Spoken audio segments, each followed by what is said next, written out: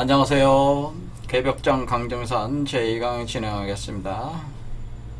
지금으로부터 약 120년 전에 강정산이라는 분이 그 자신들의 제자와들과 함께 그 천지공사라고 명명되는 어떤 일들을 벌이셨는데요. 이제 1901년부터 1909년까지.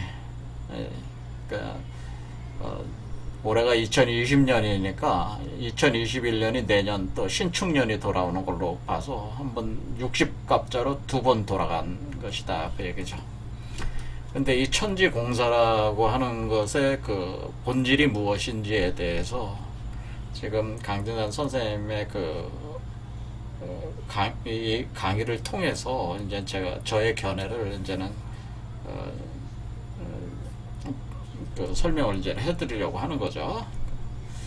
자, 그래서 이 천지공사에 대해서 강진산 선생님께서는 스스로 여기 이제 이렇게 이런 구절이 있습니다.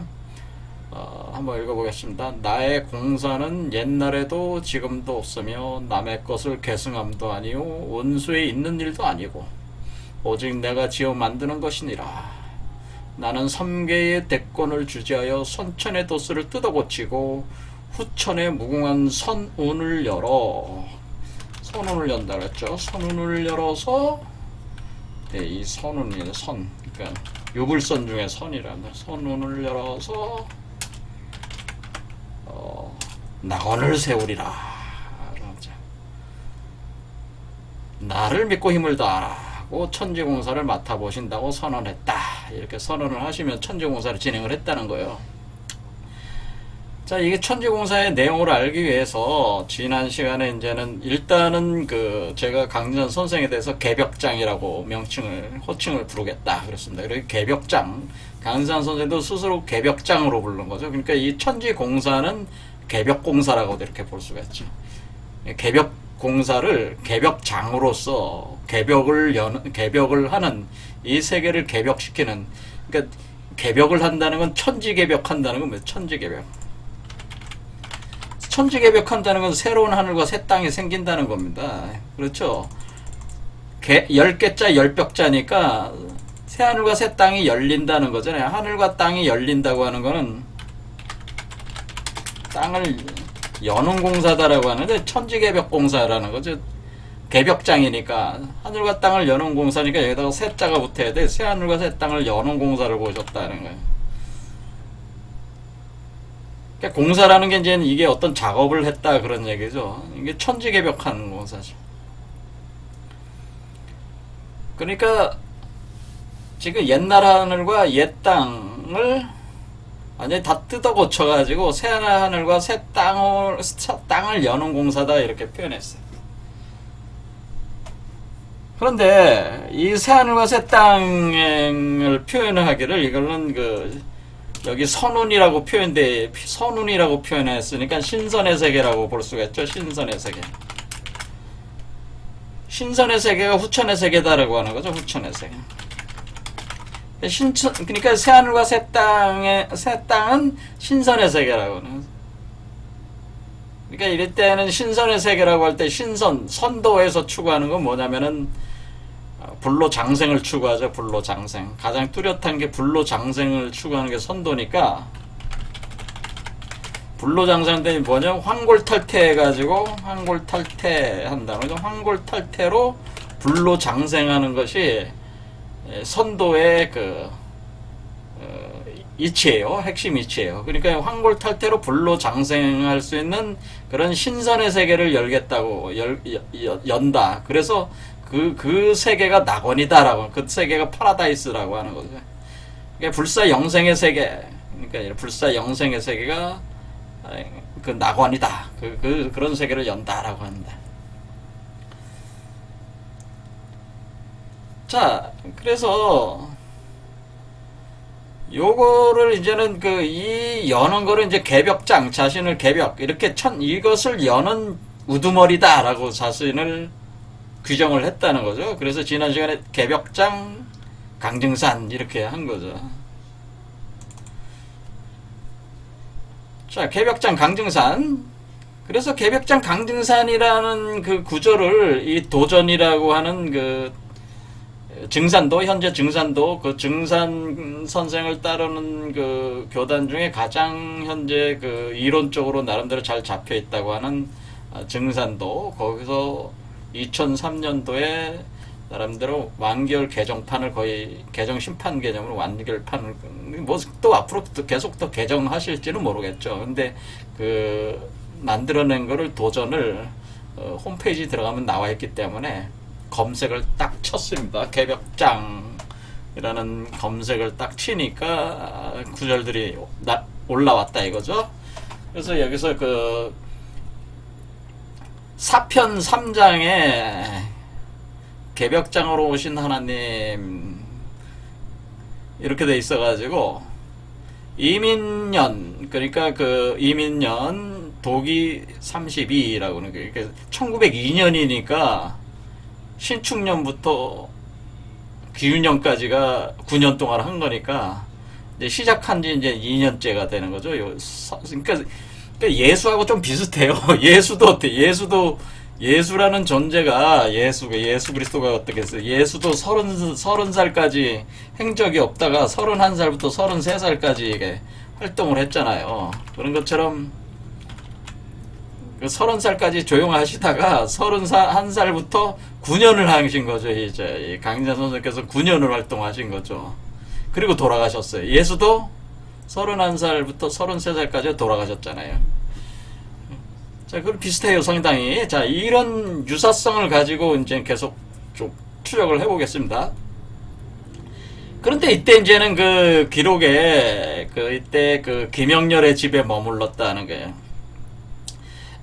김영렬은 그 강릉산의 그 첫 번째 제자로 이 그 천지 공사하는 동안 계속 김영렬의 집에 머물러서 활동하셔서, 그러니까 자기의 본집에서 활동한 게 아니라 김영렬의 집에 머물러 계셔가지고 얘기할 때 여기에서 이제는 시속에 세상에서 어린아이에게 깨복쟁이라고 희롱하나니 이는 개벽장이 날 것을 이름이다. 그러니까 이런 표현을 하셨다는 거죠. 그래서 어린아이를 대상으로 깨복쟁이라고 했다. 이렇게 깨복쟁이 이렇게 희롱했다.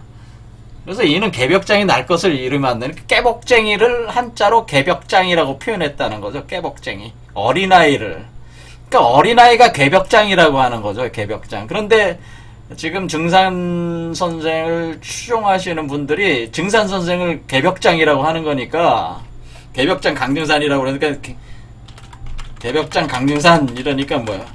강증산이 어린아이? 제가 이런 질문을 던졌잖아요. 강증산이 어린아이?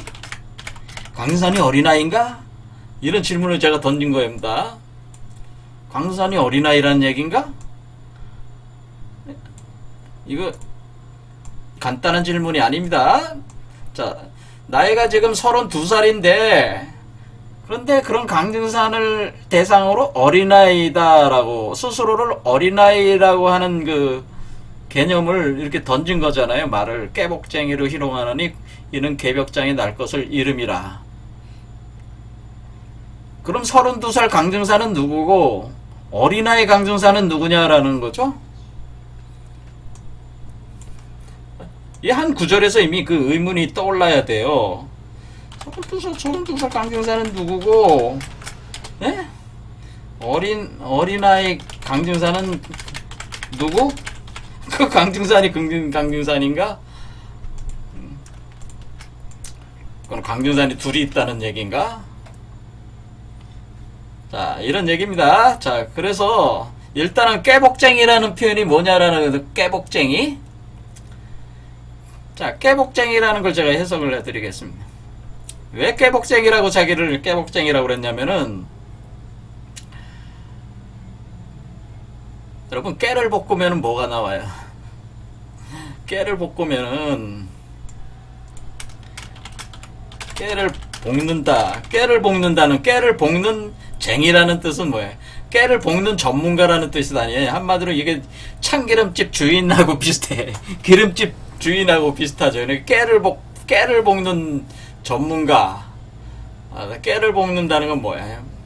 불에다가 달달달달 볶는 거잖아요. 깨를 볶는다. 그래서 깨를 볶으면은 깨가 뭐가 있어요? 참깨도 있고 들깨도 있습니다. 그래서 참깨를 볶거나 들깨를 볶을 때에 뭐가 나옵니까?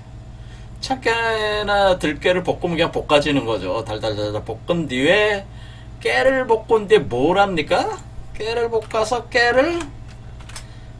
볶아서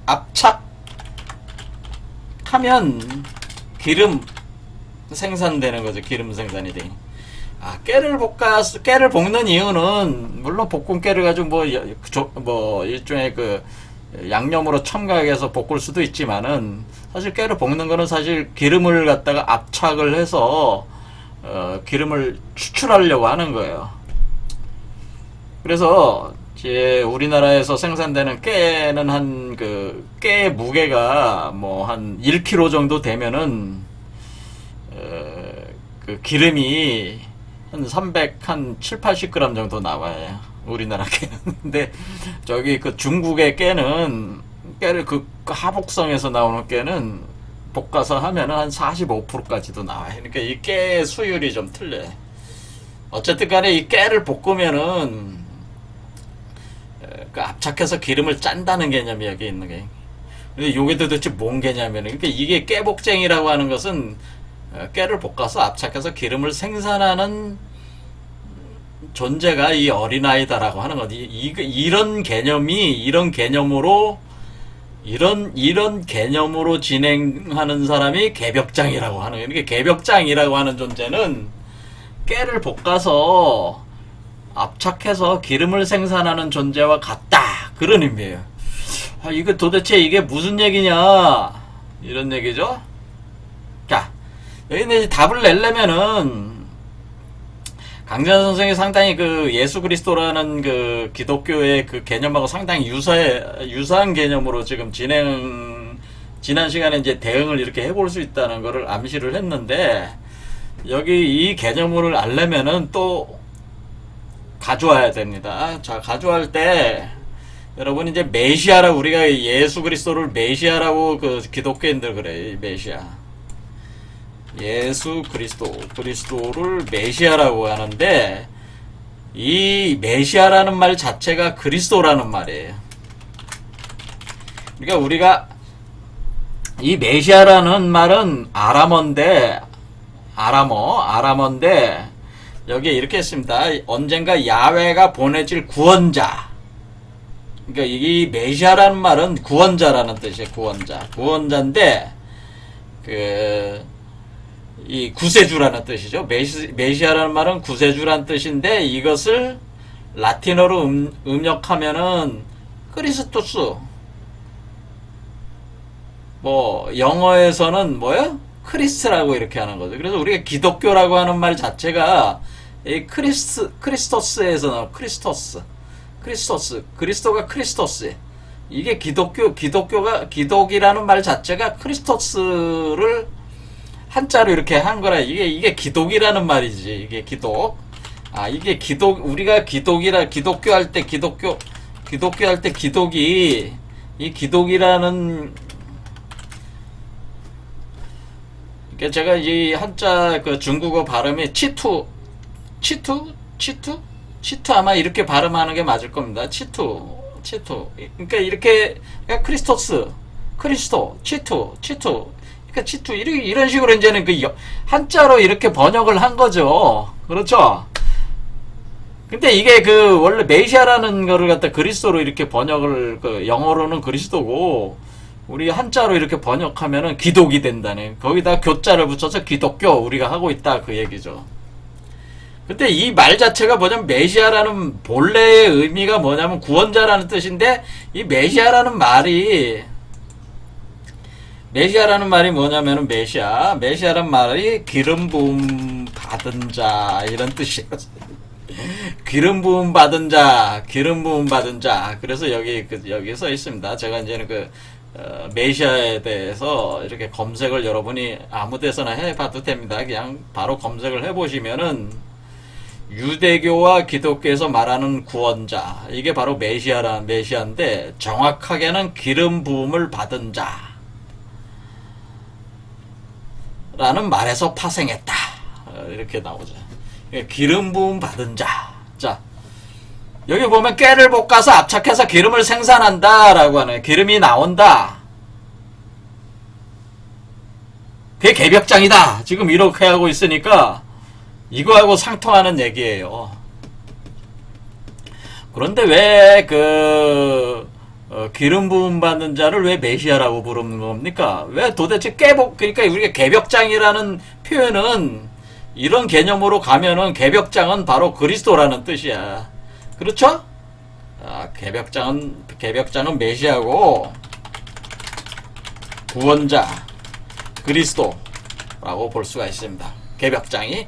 그러니까 우리가 여기서 그 강진산 선생이 스스로 개벽장이라는 걸 인정해버리면 강진산 선생이 메시아고 구원자고 그리스도다 이렇게 볼 수가 있다는 거예요.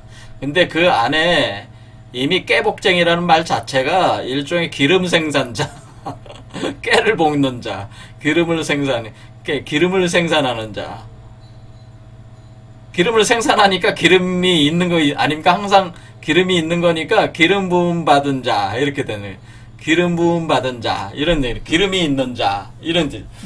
근데 왜 기름이 있는 자를 왜 그 메시아고 구원자고 그리스도라고 하는 겁니까? 이렇게 저한테 물으실 수가 있는데 왜 그런 거냐라는 거를 설명을 하려면은 이것을 설명할 수 있는 사실은 제가 알기로는 이 왜 메시아 기름 부음 받은 자를 왜 메시아라고 합니까? 라고 그게 왜 그럽니까? 라고 물었을 때 기독교 학자들 신학자들한테 물었을 때 그 아는 사람이 없다고 전 봅니다. 지금 없어요.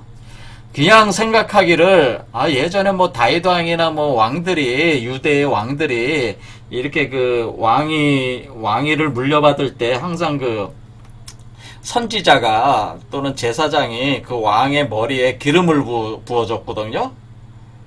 기름을 부어줬단 말이에요. 그래서 그런 의미에서 기름 부음 받은. 그런데 왜 머리에 그냥 왕관만 이렇게 써주면 되지 왜 머리에다 기름을 발라주냐? 왜 머리에다 기름을 발라주냐? 왜 기름을 머리에다 쏟아붓냐? 이게 왜 그런지는 왜 그렇게 하고 있는지는 그 의미를 아는 그 학자가 제가 알기로는 없습니다. 근데 왜 그럴까요? 왜 그럴까요? 그러면서 강윤산 선생은 왜 거기에 준하는 깨복쟁이라는 말을 왜 썼을까요?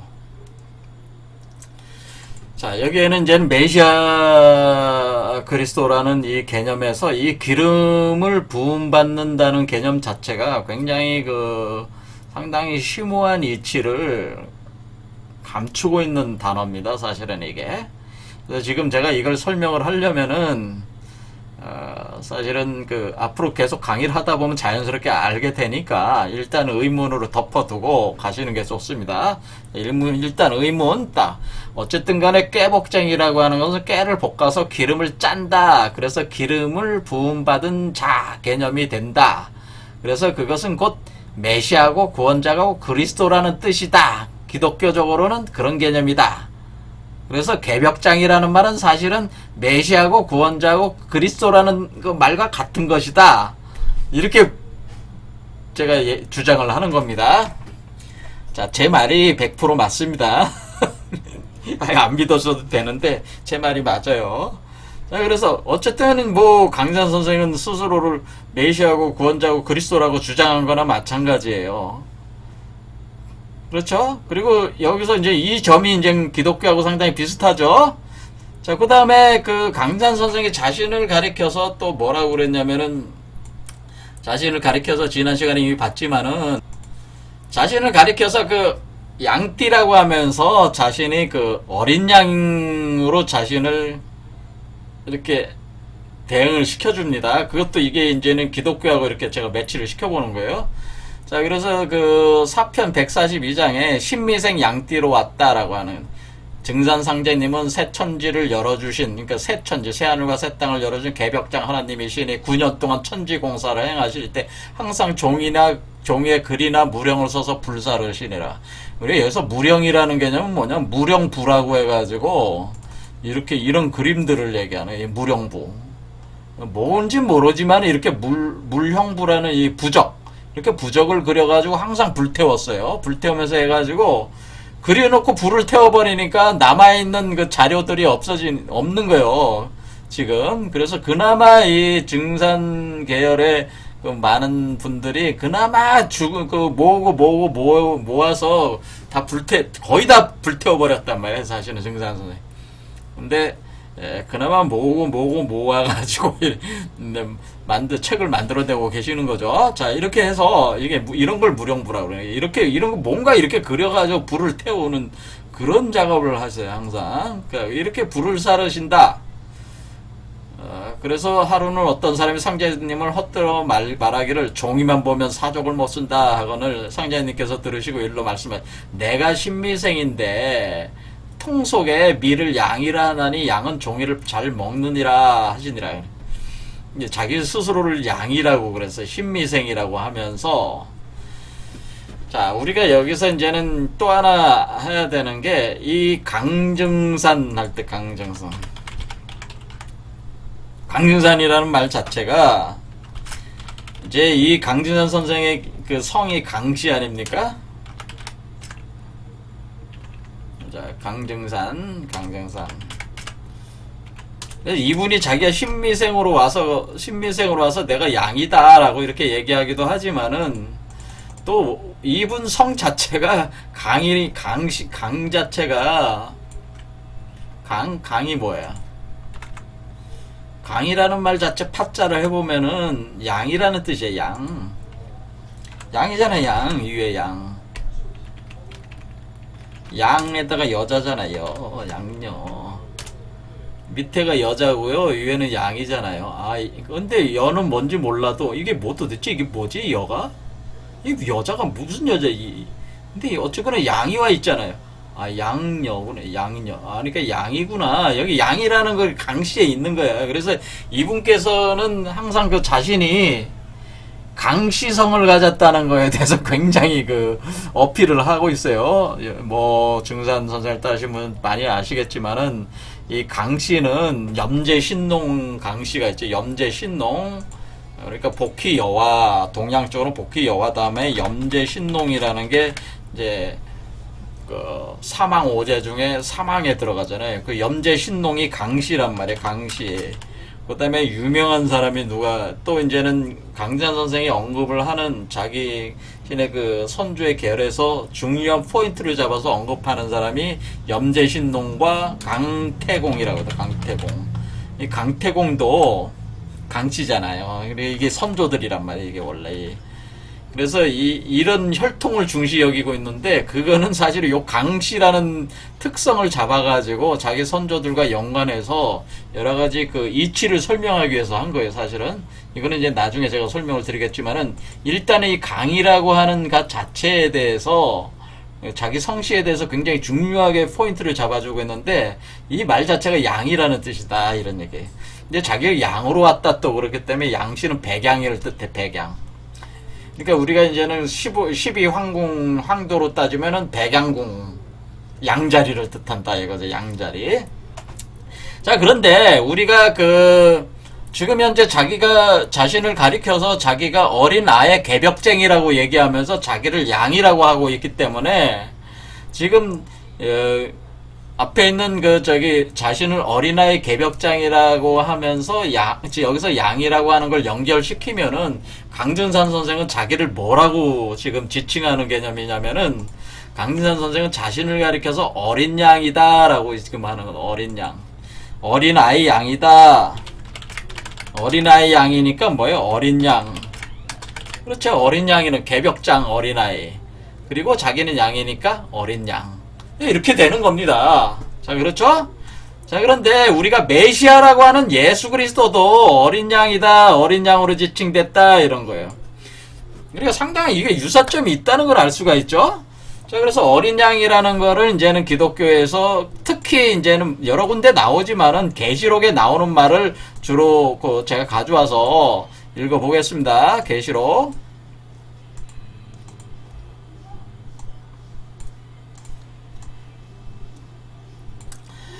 계시록 7장 10절 여기 보이는지 모르겠습니다. 7장 10절에 큰 소리로 외쳐 이르되 구원하심이 보좌에 앉으신 우리 하나님과 어린 양에 있도다 라고 했으니까 구원자가 누구라는 거예요? 하나님도 구원자고 또 거기 어린 양이 있는데 어린 양도 구원자다 라고 하는 거죠. 그러니까 하나님과 어린 양에게 있도다. 그러니까 어린 양을 뭐라고 그런 거예요? 구원하심이 보좌에 앉으신, 보좌에 누가 앉아 있는 거예요? 하나님과 어린 양이 앉아 있다라고 하는 거죠. 자, 의자가 어떤 형태로 되어 있는지 모르면 뭐 두 사람이 같이 앉아 있는 의자인지 모르겠습니다. 어쨌든 간에 하나님과 어린 양에게 있도다. 자, 이거 보좌에 앉아 있다 이거예요. 어떤 형태로 앉아 있는지 모른다. 그런데 구원자라는 뜻이죠. 그러니까 어린 양은 구원자라는 게.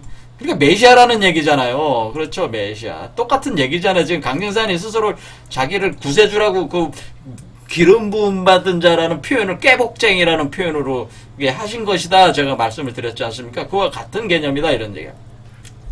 그 다음에 이는 보좌 7장 17절에 이는 보좌 가운데 계신 어린 양이 그들의 목자가 되사.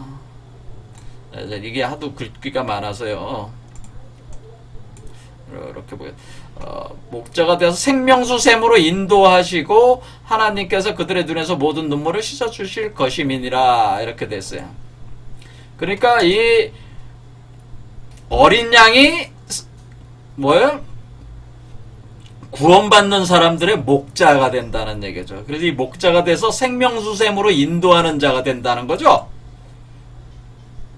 생명수 샘으로 인도하니까 뭐예요? 영생의 샘이잖아요. 생명수 샘은 영생의 샘이니까 지금 이걸 뭐를 얘기하는 겁니까?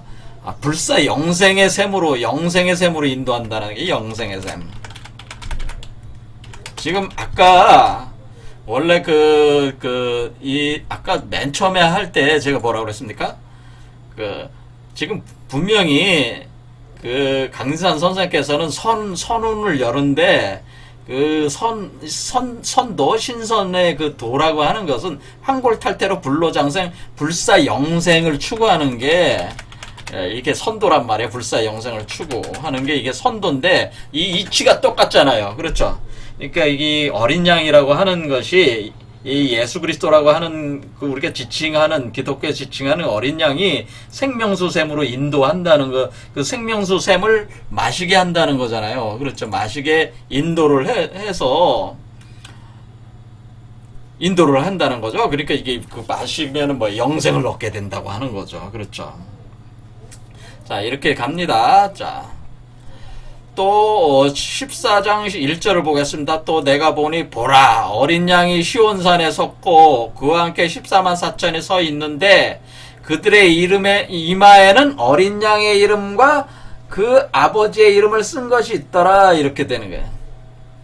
그러니까 14만 4천이라고 하는 것은 기독교 요한계시록에 14만 4천의 인이라고 해서 구원을 받은 사람 를 이제 표현하는 말이 14만 4천의 인이거든요. 근데 14만 4천이 서 있다. 이게 14만 4천 명이 서 있다는 게 아니고 14만 4천이 서 있다고 했네. 그들의 이마에는 어린 양의 그러니까 14만 4천이라는 존재들의 이마에는 어린 양의 이름과 그 아버지의 이름을 쓴 거예요. 그러니까 이것도 이제 구세주라는 얘기하고 같은 거죠. 그 다음에 15장 3절에 하나님의 종 모세의 노래, 어린 양의 노래를 불러 이르되, 어린 양의 노래요. 그러니까 어린 양에 대한 노래를 불러서 부르는데 그것이 어떤 것이냐면은 그 노래의 내용이 뭐냐? 그것은 뭐냐면 내용이 주 하나님 곧 전능하신 이시여 하시는 일이 크시고 놀라우시다. 만국의 왕이다. 그렇죠. 만국의 왕이라는 표현을 썼잖아요. 그렇죠. 이렇게 돼 있어요. 또 그 밑에 뭐 했냐면 어린 양은 만주의 주요 만왕의 왕이심으로 그들을 이기실 터이요. 이렇게 되니까 자 이렇게 돼 있다 그랬어요. 그래서 이게 이제 그러니까 어린 양이라고 하는 거는 구원자 구세주이면서 만왕의 왕이고 만주의 주가 된다. 그래서 사람들을 생명수 샘으로 이끌어서 영생의 샘을 마시게 한다. 그래서 불사 영생의 천국을 이루게 한다라고 하는 그 주도자가 여기서 어린 양이라고 하는 걸 알 수가 있고, 이것이 강증산이 스스로 자신을 어린아이 개벽장이라고 칭하면서 자신이 바로 양이라고 자신을 지칭하는 그와 상통하며, 그리고 강증산 선생께서 자신이 그 선도의 이치로 불사 영생의 세계를 열겠다, 그것이 곧 낙원이라고 하는 거와 의미가 딱 상통하고, 또 구세주라는 게 원래 메시아라는 개념인데 그것은 기름 부음 받은 자인데 우리가 깨를 볶아서 압착하면 기름이 나오는 개념이니까 그게 기름을 부음 받은 자와 의미가 상통한다, 이런 얘기죠. 자, 이런 얘기입니다. 그래서 이게 우리가 이 이치가 지금 기독교하고 너무나 유사한 내용성을 가지고 있다고 하는 것을 알 수가 있습니다. 그것이 기독교인들은 인정하기 싫겠지만은, 증산 선생은 스스로 자신을 가리켜서 어린 양이라고 불렀고, 자신을 구세주라고 얘기한 것이고, 자신을 그런 표현 자체를 자기가 개벽장이라는 표현으로 그것을 표현한 거죠. 그래서 새하늘과 새 땅을 연다. 여기서도 보면 뭐냐면은 요한계시록도 결국 목적이 새하늘과 새 땅을 여는 거거든요. 보라, 새하늘과 새 땅이 열렸으니, 그런 표현이 있어요. 새하늘과 새 땅을 여는 거예요. 그러니까 똑같이 여기도 새하늘과 천지공사라고 하는 건 뭐냐면은, 사실 천지공사라고 하는 것은 사실 새하늘과 새 땅을 여는 공사예요. 이게 사실은.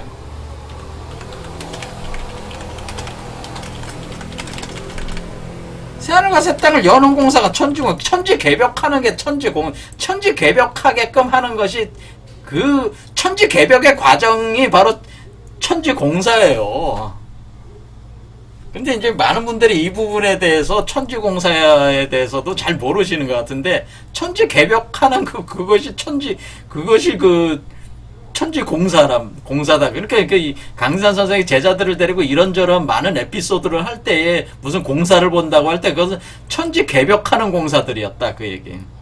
그런데 그것이, 근데 여러분이 생각하시기, 아니 지금 옛 하늘과 옛 땅이 지금도 옛 하늘과 옛 땅이 지금도 그 땅이 그 하늘인데 무슨 공사를 어디다가 했다는 말입니까? 이렇게 화를 내실 거 아니에요. 증산 선생을 추종하지 않으신 분들은, 아니 천지 공사를 했다는 천지 공사, 그럼 새 하늘과 새 땅이 어디 있단 말입니까?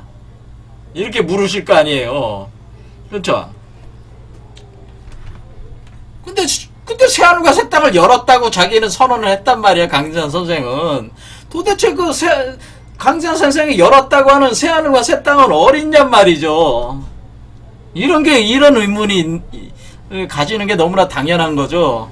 근데 이제 강산 선생을 이제는 신앙의 대상으로 삼으신 분들은 이런 의문을 가지면 불경하다는 소리를 들으니까 못 갖는 거고, 저 같은 사람은 가질 수 있는 거죠. 저같이 연구하는 사람은 가질 수 있다. 그래서 도대체 천지공사를 했다고 하는 것은 천지개벽을 했다는 것인데, 스스로 천지공사를 끝마쳤다고 스스로도 얘기했는데, 도대체 천지개벽한 천지는, 새하늘과 새 땅은 어디 있다는 것이냐라는 거죠. 그리고 자신을 가리켜서 어린 양이라고 했는데, 나이 30 넘은 사람이 자기가 그게 다 큰 성인인데, 어린아이가 아닌데 왜 그런 이상한 얘기를 했냐, 그런 얘기죠. 이런 의문들을 던져야 된다, 그 얘기입니다. 자, 또 계속 해보겠습니다. 자, 그래서 이제는 이걸 추적해야 되는 거예요. 자, 그래서 추적한다. 도대체 이게 무슨 의미냐. 자, 6장 58편 보겠습니다. 천지대업의 개척 일꾼은 젊은이들, 이렇게 표현을 했는데, 일꾼은 젊은이들이 아니라 사실은 이게 어린아이들이, 천지 개척의 일꾼이 어린아이들이. 자, 요거는 이제 요렇게 지은 거는 이걸 지금 도전이라는 이 책을 쓰신 분들이 이렇게 붙인 거예요. 이렇게 붙인 거니까 그분들의 생각이고, 증산 선생이 직접 한 얘기에 거의 비슷한 얘기만 보면 되는 거예요.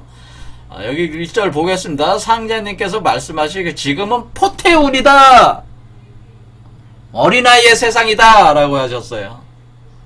지금은 포태운이니 어린아이 세상이다 또 얘기하셨어요. 그러므로 치성을 드릴 때는 두루마기를 벗고 절을 하라 하시니라. 이게 도대체 무슨 얘기? 치성을 드릴 때는 두루마기를 벗고 절을 하라. 왜 두루마기를 벗으라고 했을까요? 그리고 왜 절을 하라고 그랬을까요? 자, 여기도 이제 심오한 얘기가 있는데 이걸 풀어드리면은 또 시간이 많이 가고, 또 뭐냐면 그 이치가 굉장히 그 감춰둔 이치기 때문에 지금 얘기할 단계는 아니에요. 이제 하다 보면 무슨 의미인지 아시니까 그냥 넘어가겠습니다. 일단은 지금은 포태운인이 어린아이의 세상이다 이렇게 했어요. 그러니까 포태한다는 건 뭐예요? 여자가 임신하는 게 포태하는 거죠. 그러니까 포태하는 운이는 건 지금 여자가 임신하는 운이다라는 거예요. 여자가 임신하여 아이를 배는, 그렇죠. 배는 운수다, 운이다. 그러니까 아이를 배여서 뭐예요? 임신한 아이를, 어떻게 해요? 자궁에서 키워서 출산하는 운이라는 거잖아요. 출산하는 운이다. 그럼 출산하면 그 어린아이가 나오는 거잖아요. 그렇죠? 그러니까 이 얘기는 뭐예요? 지금은 그러니까 여자가 그 어린아이를 임신해서 그게 포태한다는 얘기예요. 포태해서 어린아이를 이렇게 그 자궁에서 키워가지고 출산하면은 그게 갓난아이가 돼. 일단 갓난아이가 되죠. 갓난아이가 좀 자라면은 어린아이가 되죠. 어린이. 그러니까 그 상태, 그러니까 그때 그 애를 출산한 뒤에 젖을 먹여야 되잖아요. 출산하고 젖을 먹여 키우는 운이다. 굳이 풀어 쓰자면 이런 개념이죠. 지금은 포태운인이 어린아이 세상이라는 거를 풀어 쓰면은 여자가 임신해서 아이를 자궁에서 키워서 출산해서 젖을 먹여서 키우는 운이다. 이렇게 해석할 수가 있다는 거예요. 그리고 또 2절 여기 보겠습니다. 대흥리에 계실 때에 하루는 성도에게 초립을 사다가 간수하여 두라 명하셨다는 거예요. 또 말씀하시길 나의 도를 천하의 펼 일꾼은 이제 초립동이니라 라는 거예요. 나의 도를 천하의 펼 일꾼은 이제 초립동. 이게 초립동은 뭐예요? 초립을 쓴 아이다 그런 얘기예요. 초립을 쓴 아이다. 도대체 초립동 왜 초립을 쓴다고 했을까요? 자, 이것도 심오한 얘기입니다. 근데 어쨌든 간에 여기는 아이동자가 있으니까 초립동이라는 거는 초립을 쓴 아이다 라고 하는 거예요. 초립을 쓴 아이라는 뜻이에요. 그러니까 나의 일을 할 자는 일꾼은 초립을 쓴 아이다 라고 하는 아이라고 분명히 쓰인 자를 초립동. 그러니까 지금 그 개벽장인 어린아이를 개벽장이라고 하기 때문에 이 초립동이 바로 개벽장이라고 하는 걸 알 수가 있죠. 그러니까 지금 증산 선생의 펴는 돈은 무엇입니까? 증산 선생이 펴는 돈은 하나밖에 없어. 하나. 천지개벽공사 하나밖에 없어요. 증산 선생은 처음부터 끝까지 9년 동안 한 일은 천지개벽공사 하나를 했는데 그 천지개벽공사를 하는 존재는 초립동이라는 얘기지. 그게 개벽장이라는 얘기지. 그러니까 그 어린 아이를 좀 더 상세하게 설명을 초립동이라는 표현을 해준 거죠. 그렇죠.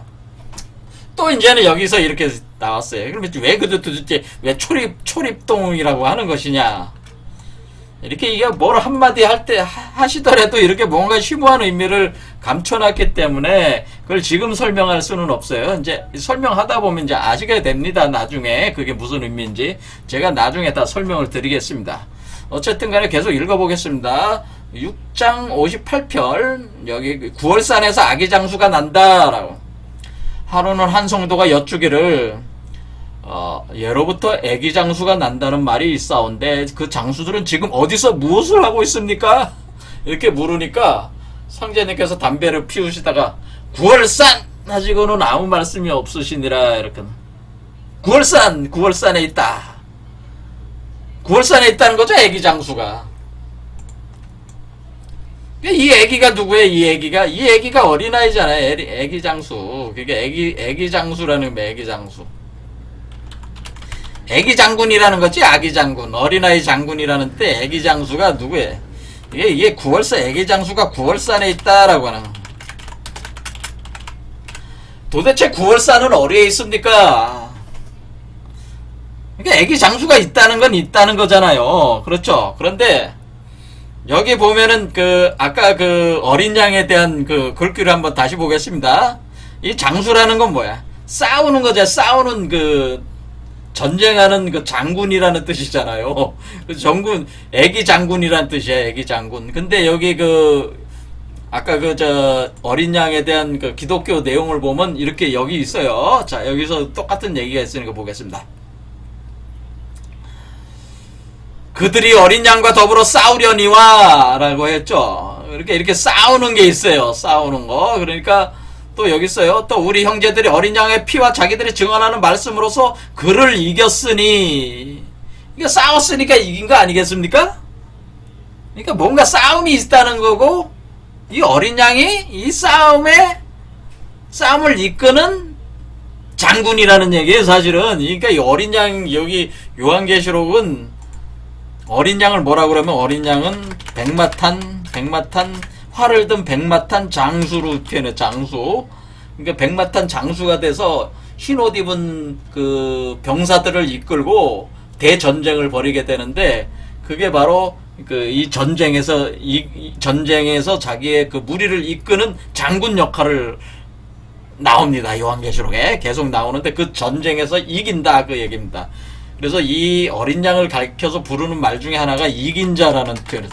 이긴 자, 싸움에서 이긴 자. 그러니까 이 장수를 얘기해. 그러니까 이게 똑같아, 이게. 그렇죠. 그래서 이게 애기장수 이렇게 돼. 애기장수. 그렇지. 애기장수가 9월산. 근데 이 애기장수가 9월산에 있다, 이런 얘기죠. 이게 도대체 무슨 얘기냐라는. 자, 9월산에 있다. 저는 9월산이 어디 있는지 압니다. 근데 다른 분들은 9월산이 이게 9월산이 땅에 있는 9월산을 얘기하는 게 아니고요. 9월산이 있어요.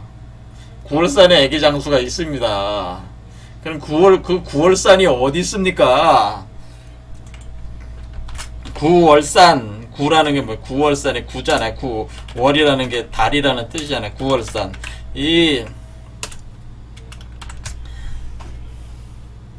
9월이 몇 월입니까? 이 음력 9월이면은 어리에. 음력 9월은 술월이자 술월. 거기에 산 하나가 있다, 그 얘기예요. 거산에 있다고 하는 겁니다. 이게 도대체 뭔 얘기냐. 자, 제가 방금 한 얘기에 힌트가 있는데, 이 9월산이 어디 있는지, 저는 아는데, 그게 무슨 의미인지 저는 아는데, 지금 그 해석하면 또 이 요점에서 많이 벗어나니까 그냥 가겠습니다. 지금 여기 제가 얘기하고 싶어 하는 거는, 지금 강진산 선생을 자기 자신을 가리켜서 지금 계속 어린아이로 표현하고 있어요. 초립동으로 얘기하고 있고, 애기장수로 자신을 계속 표현하고 있어요. 이런 식으로 어린 양으로도 표현하고 있고, 사실은. 그리고 자신이 그러면서 메시아고 구세주면서, 그렇죠, 그런 식으로 표현하고 있는 거죠. 지금 계속 개벽을 여는 천지 개벽을 주도자고 이런 식으로 표현하고 있다, 이런 얘기예요. 그렇죠. 자, 그래서 이거는 대순정경에서 나오는 얘기인데, 천지울록 개조공사, 아까하고 똑같은 얘기입니다. 상제가 형렬에게 일러 가라사대 시속의 어린 아이에게 개벽장이라고 희롱하나니 이는 개벽장이 날 것을 이름이라. 아까 똑같은 얘기고, 역시 이제 증산법정교에 나오는 현무경에 있는 그거를 보면은, 여기도 이제는 미륵불로 온다고 할 때 우리가 이제는 자기가 이제는 이 미륵불, 자, 미륵불이라는 얘기는 뭐냐면은, 이 강진산 선생은 자신은 항상 미륵불에 비유를 했어요. 미륵불이라고. 미륵불인데, 미륵불, 이게 맨날 미륵불을 하는데, 이 미륵불이 뭐냐면은, 요 미자가요, 어린아이 미자예요. 어린아이 미. 이게 어린아이 미자예요. 그러니까 미륵불도 어린아이라는 걸 알 수 있어요. 아이라는 걸 알 수가 있어요. 그렇죠. 미륵불, 이거 한자 사전 한번, 네이버 한자 사전 보겠습니다. 제가 그래서 지금 막 가져왔는데 따끈따끈하게 네이버에서 긁어왔습니다. 그래서 미륵미, 두루미 이렇게 있습니다. 근데 그 미륵불의 미자인데, 근데 여기 보면은 미륵 두루 널리 더욱 멀리 다섯 번째 갓나라이라는 표현이다. 갓나라이. 그러니까 이 미륵불이 갓나라이라는 뜻이 있다고 하는 거죠. 그러니까 이때 그 미륵불은 갓나라이라는 의미예요. 갓나라이. 이 미륵불이 갓나라이다. 그런 그러니까 여기 어린아이, 갓난아이, 초립동, 애기장수, 애기라고 그러면 우리 갓난아이잖아요. 그러니까 애기라고 자꾸 표현을 하고 있잖아요. 그렇죠? 자, 그래서 천지개벽경 이제는 이중성 씨가 쓴 거로 돼 있잖아요. 거기 보면은 을사편 2절에 이렇게 나와 있대. 아도지하에 유혈심자 1인 하면 아사성야라 니라. 아도지하에 세지 인유 태을도인 지칭하면 뭐 이런 식으로 쭉쭉 나가는데 중요한 건 여기에 일시호 포태지운이니 아동지세니라 라고 하는 거예요. 시고로 치성의 탈주의 이 헌배하라. 아까 그 얘기가 똑같죠. 그래서 실해하야 가관치성하면 천하태평하노라 이렇게 돼 있어요. 자, 이 아까 구절 뒤인데 우리가 이것을 12운성법이라고 하고는데요. 포태양생 그래서 욕대 관왕 쇠병사장 이런 식으로 가는 거예요. 자, 그래서 우리가 여기서 가관치성하면, 자, 그런데 포태돼 가지고 포태양생 욕대 관까지 오면, 그러니까 요 관이래죠. 요 관에 오면, 관왕에 오면은 뭐예요? 천하가 태평해진다 그런 뜻이에요. 자, 그래서 이것이 세병사장이 앞으로 떨어지고 없어지고 그 표현이 있습니다. 자, 시간이 없어서 빨리 가겠습니다. 세병사장은 없어지고 포태양생 욕대관왕으로 가는데, 지금 이것이 이제는 그 현무경이나 여러 가지 이제 나오는 거예요. 어쨌거나 지금은 포태지운이니까 아동지세다 해서 이제 아기를 배워가지고 임신 출산하는 때다 그런 얘기예요. 자, 그렇게 그러면 이 개념이 뭐냐? 이제 마지막 일단은 이제 마무리를 짓겠습니다. 자, 지금 선도운이라고 얘기했습니다. 강정현 선생께서 자신의 저기는 선도운이라고 그랬으니까 선도가 추구하는 건 뭐냐면은 여러분의 뱃속에다가 아이를 하나 잉태하는 게 선도가 추구하는 거예요. 그렇죠? 여기 보면은 영아현영도라고 해서 이게 성명규지에 나오는 그림이죠. 연나현영도. 그래서 뭐예요? 영아라는 건 뭐예요? 갓난아이 영자잖아요. 갓난아이가 현 모습을 드러낸다 이거죠. 모습을 드러내는 그림. 그래서 이 남자 수염난 남자 몸속에 불타는 아이가 하나가 있는데, 이 아이를 가리켜서 이 아이가 바로 갓난아이. 이 아이가 지금 갓난아이잖아요. 이게 지금 포태하고 있는 거잖아요. 지금 이 아이를 가리켜서 갓난아이라고 하는데 이걸 적자라고 하는데, 적자. 적이라는 게 왜? 불타는 아이라는 뜻이에요. 불타는 아이 또는 적자, 불타는 아들, 이렇게 불타는 아들이 하나가 생겨요, 여러분 몸속에. 자, 강진산 선생 몸에는 뭐가 있다? 갓나라의 적자 불타는 아이가 하나가 있다라고 하는데, 그것도 강증산이다라고 하는 거예요. 자, 이렇게 도태도에도 보면은 어때? 강증산 안에 강증산.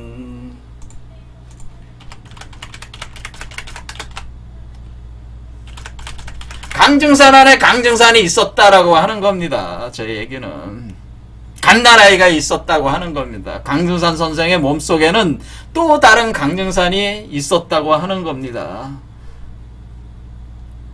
이게 진실이에요. 자, 오늘 여기까지 하겠습니다. 감사합니다.